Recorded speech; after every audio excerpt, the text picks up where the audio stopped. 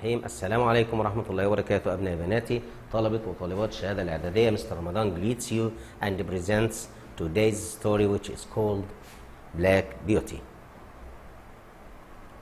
Black Beauty talks about something black and at the same time it's beautiful. It's a horse. And we are going to talk about this horse, its life, its owners, and how they deal with him.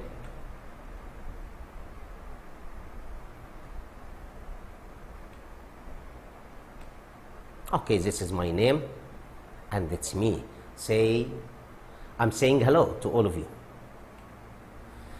Black Beauty was written by Anna Sewell. Anna Sewell was born in 1820 in England in the 19th century. When she was a child, she had a bad accident. This accident badly damaged her legs and she couldn't move here or there. But she learned how to ride a horse and how to drive a carriage.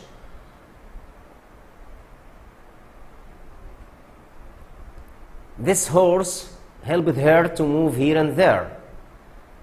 She started to help her mother. Her mother was writing books for children, and she decided to write a book or books and stories herself. She wanted people to look after horses and know that looking after horses was very important, and horses were not machines. So she wrote this story about the life of a working horse. She wrote Black Beauty in 1877 when she was 57, and she died 1 year later in 1878. Black Beauty. Black Beauty talks about England in the 19th century. It's about a black horse in the 19th century England, where there were no cars, only carriages and horses to move people and their things here and there. So the importance of horses was very clear. Our horse Black Beauty was born on a farm. He was born and lived with his mother, who taught him many useful things. His mother's advice was, she said, never kick or bite, even during a game. If you play, okay, play and enjoy, but never kick or bite. You must be gentle. You must be kind to others. And when you go and work in your life, you must work hard, because the harder you work, the kinder people will be to you. Farmer Gray, the first owner of Black Beauty, he was born on his farm, on Farmer Gray's farm. He was a good owner. He gave horses good food and talked to them as kindly as he talked with his children. But when he moves to live with Squire Jordan, a new owner, this is the first owner who Black Beauty worked for, and he was a good owner. Mrs. Jordan, Squire Jordan's wife, called the horse Black Beauty. Why? Because he was handsome. But unfortunately, the squires moved to another place and sell the horses to different people. Most of them are bad. Some of them are cruel, and some are kind to the horses. So Black Beauty will have a lot of adventures and a lot of different owners. Some will treat him badly and others will treat him kindly. So this was the summary of our story, and let's move in a minute to chapter 1. Thanks. Welcome back again. We are now with Black Beauty by Anna Sewell, chapter 1. These are the characters, and this is the beginning of chapter 1. Black Beauty is the narrator. He is the horse who tells us the story. Chapter 1 is called My Early Years. He talks about his first years of his life and the first place where he lived, a large field with a little wood at the top. It was Farmer Gray's fields. He talked about Farmer Gray, and he said that he gave us horses healthy food, and he spoke to us as kindly as he spoke to his children. The farm had a lot of young horses, and there were biggest ones also. One day, when my mother saw what was happening, she called me over to her. What was happening? Yes, the biggest horses got too excited, and they kicked and bit the horses next to them. She said to him, listen to me, the horses in this field are all good horses, but they are not all like us. I don't think you have ever seen me bite or kick anyone. I hope that you will grow up to be gentle and good. Never bite or kick, even when you are just playing a game. And he says, I have never forgotten my mother's advice. Well, once he grew up, he started to learn how to pull a carriage. His mother taught him how to pull a carriage. And she said, the harder you work, the kinder people will be to you. This is a very good advice from his mother, which we talked about before. The harder you work, the kinder people will be to you. I hope you find a good owner, however. Good owner comes from his good way and the manners of behavior. When he became older, Farmer Gray decided to sell him to a new owner. The new owner's name was Squire Jordan. Yes, Squire Jordan. And the place they would live is called Birtwick Park. It was a lovely place to live in, with large fields and comfortable stables. Squire Jordan also was good, and he had a kind helper called John Manley. John Manley, and I would like to attract your attention to this name, Manley. He was human, and so he was kind to the horses and was a good man. So he is going now to talk about the other horses.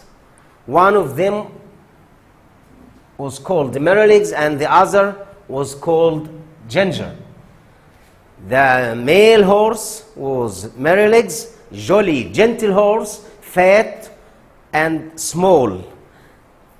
Children liked to ride this horse because he was short, and he had a way of walking which made people laugh when they see him walking.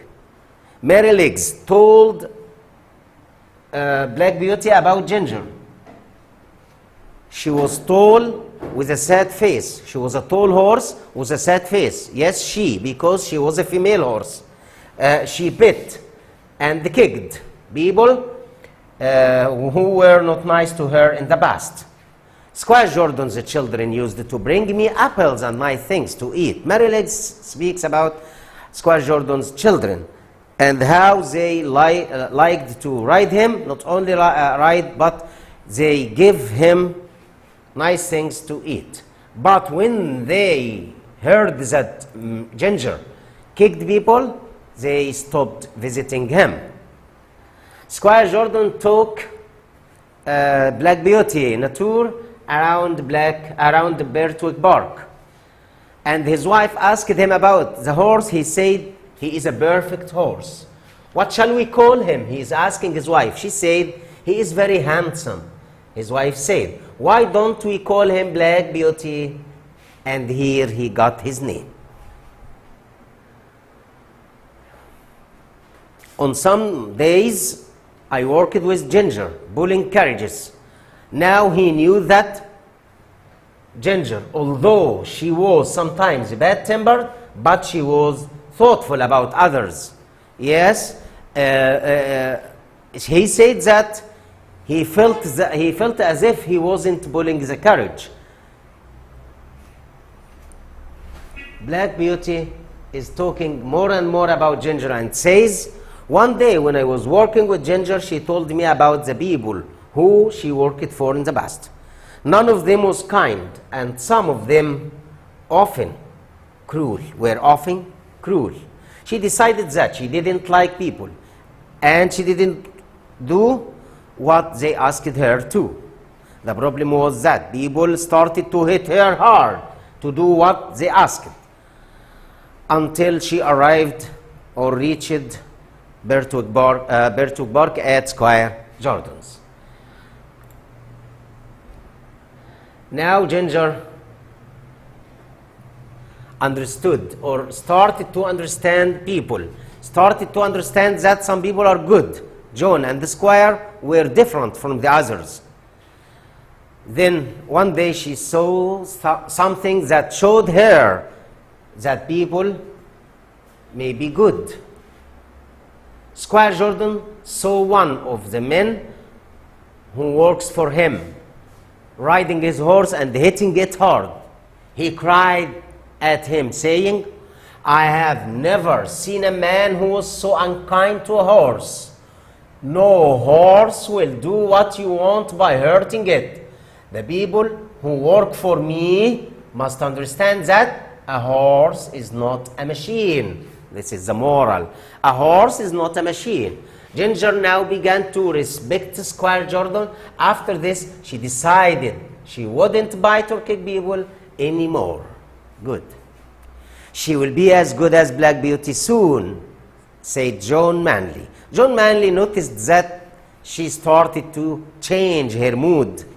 All she needed was only people to be kind to her, was for people to be kind to her.